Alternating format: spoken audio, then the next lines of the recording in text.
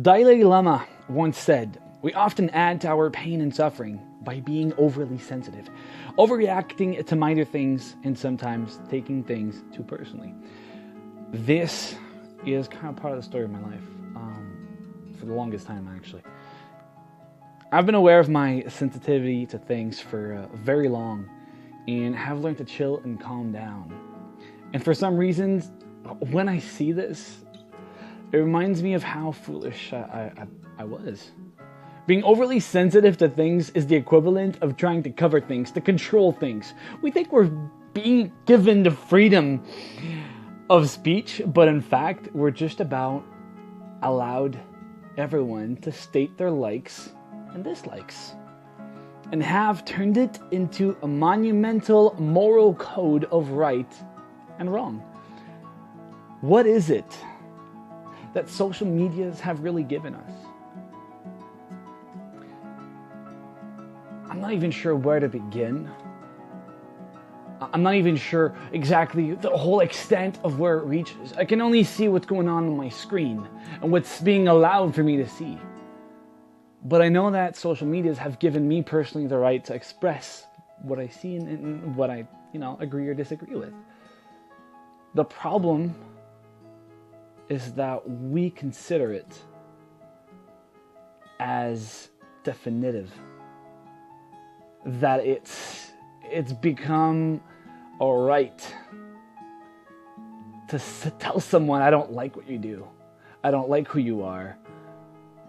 Or, "I like what you do. You're right. You're good." But we all see things differently. So, at what point do we stop?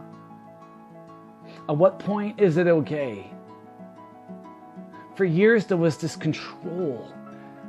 There was a government that was saying this is okay and this is not.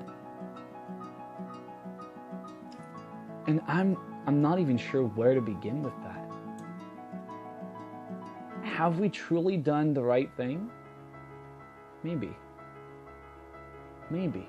People may feel better now because they're free to say whatever they want, to read whatever they wish.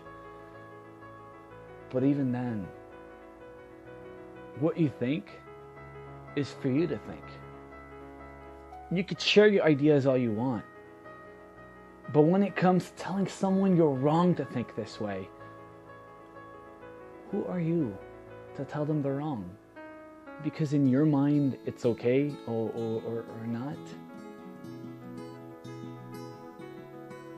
I used to be overly sensitive, and I've learned that I gotta control that. People don't need to know what I think. They don't need to know. They don't need to know what you think. They don't need to hear you agree or disagree with what they've stated. That's the freedom of speech.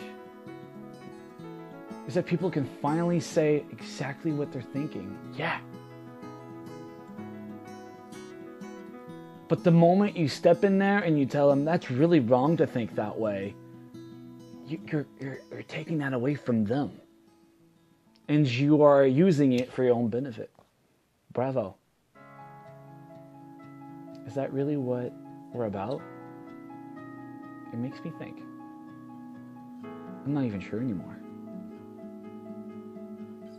So, for those of you who are enjoying that freedom of speech, don't burst other people's bubbles.